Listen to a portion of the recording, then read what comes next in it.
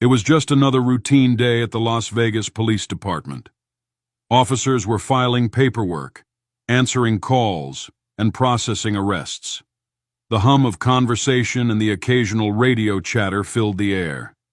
Suddenly, the glass doors at the entrance swung open, and the room went silent. A tall, well-dressed figure stepped inside, walking with a steady, purposeful stride. Donald Trump, the President of the United States, had entered the station. Gasps rippled through the room. Officers exchanged confused glances. Was this real? No Secret Service agents were in sight, which made the situation even stranger. Sergeant Mike Carson, a seasoned cop with 2 decades on the force, straightened his stance, his instincts kicking in. What was the leader of the free world doing here? Whispers spread like wildfire. Some officers instinctively fixed their uniforms, while others simply stared, dumbfounded. No one had been informed about a presidential visit. Was this some kind of security drill, or a misunderstanding?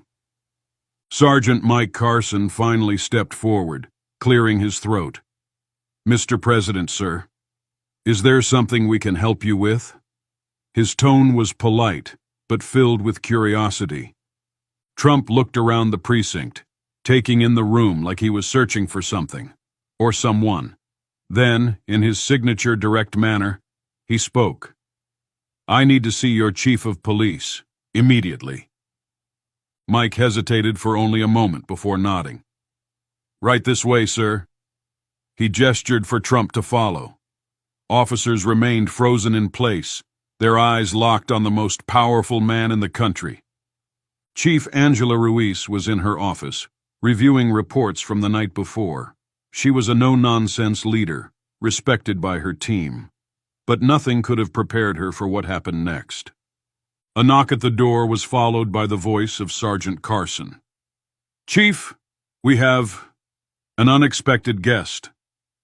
Before she could respond, the door swung open, and in walked Donald Trump. Ruiz's jaw tightened. "Mr. President?" She immediately stood from her desk, extending her hand. "This is an honor, sir. What brings you to our department?" Trump shook her hand but wasted no time. "I need your help with something personal." Ruiz raised an eyebrow. "Personal?" She had expected an official announcement. Not this. Trump reached into the inner pocket of his suit and pulled out a small, worn photograph. The edges were curled, and the colors were fading. He placed it gently on the desk in front of Chief Ruiz. Ruiz glanced at the photo. It was of a young boy standing next to a uniformed officer. The officer looked proud, his hand resting protectively on the boy's shoulder. The chief frowned. "Who is this?" Trump's voice softened. "That boy is me. And that officer saved my life." Sergeant Carson leaned in slightly, eyes widening. "Sir, are you saying—" "I never got to thank him properly," Trump interrupted. "And now I need to find him, or his family." Chief Ruiz picked up the photograph and studied it. The police officer in the image was smiling, his uniform crisp. There was something noble about the way he stood, like he was proud of his duty. Ruiz looked up. "Who was he, sir?" Trump exhaled, his expression uncharacteristically vulnerable. "His name was Officer Daniel Brooks. When I was 17, I was in Las Vegas making some reckless choices. One night I nearly ruined my life. But this man, he stopped me. He didn't just arrest me. He talked to me, gave me advice I never forgot." Ruiz exchanged glances with Carson. This was unlike anything they had expected. "You want us to find him? Or his family?" Trump said firmly. "I owe him everything." Trump leaned back in his chair and let his mind drift back to that fateful night. It was 1964, and he was just another teenager trying to prove himself. His friends had dared him to do something reckless, something illegal. And like many young men, He had let pride guide his decisions. But before he could go too far, a police officer had appeared. Officer Daniel Brooks. "Kid," he had said, placing a firm but understanding hand on Trump's shoulder, "this ain't the path for you. You've got a future. Don't throw it away for a stupid mistake." Trump had listened, and it changed the course of his life. "Now," Trump said, staring at Ruiz, "I want to find him or his family and do right by him." Chief Ruiz nodded slowly, understanding the weight of what Trump was asking. "Sir, I appreciate this story, and I respect what you're trying to do. But this was a long time ago. Officer Brooks may not even be alive." Trump's jaw tightened. "Then find his family. Someone out there deserves to hear this story. Someone should know that their father, their grandfather, changed a life." Ruiz glanced at Sergeant Carson. He gave a small nod, already mentally preparing for the deep dive into old records. "All right," Ruiz finally said. "We'll do our best. Just know, these things take time." "I've got time," Trump replied. "Just promise me you'll find them." Hours later, Sergeant Carson sat in front of an old police database, scrolling through dusty digital archives. Officer Daniel Brooks was a name lost in history, but Carson wasn't giving up. He searched through arrest logs, patrol reports, and even news articles from the 1960s. It wasn't easy, but finally, after hours of digging, he found something: a personnel file. There he was, Officer Daniel Brooks, badge number 4523, retired in 1985, deceased in 2013. Carson exhaled, rubbing his temples. He didn't want to be the one to tell Trump that the man he was looking for had already passed. But then he noticed something in the file. Next of kin, Emma Brooks. He had found her. Carson rushed back to Chief Ruiz's office where Trump was still waiting, staring at the old photograph. "Sir," Carson began hesitantly, "I have good news and bad news." Trump looked up, his eyes sharp. "Give me the bad news first." Carson took a deep breath. Officer Daniel Brooks passed away 10 years ago. For the first time, Trump looked truly saddened. He swallowed hard. "And the good news?" "He has a daughter, Emma Brooks. She still lives in Las Vegas." Trump nodded, standing up. "Then we find her. Right now." Ruiz blinked. "Sir, we don't even know if she wants to." Trump cut her off. "She deserves to know what kind of man her father was." Trump, Carson, and a small security team drove through the suburbs of Las Vegas, where Emma Brooks lived. The drive was quiet, except for Carson explaining what little he had found about her. Emma was in her 40s, working a regular job, and had never been in the public eye. She lived in a modest, single-story home, likely unaware that her father had left such a lasting impact on one of the most powerful men in the world. As they arrived at her address, Trump took a deep breath. This was personal. No cameras, no politics. Just a man fulfilling a promise. He knocked on the door. A moment later, it creaked open. Emma Brooks stood there, confused. Emma's eyes widened as she recognized Trump. "Mr. President?" she asked, her voice a mix of shock and confusion. Trump gave a small nod. "Emma Brooks?" "Yes," she said hesitantly, gripping the edge of the door. He took out the old photograph and held it up. "Your father saved my life when I was 17. I never got to thank him." Emma's breath hitched. Her eyes flickered to the photo, then back to Trump. "My dad, Officer Brooks?" She shook her head in disbelief. This has to be a mistake." Trump's voice was softer than usual. "It's not. Your father changed my life, and I need to tell you what he did for me." Emma's lips trembled. She pushed the door open wider. "Come in." The living room was simple but cozy.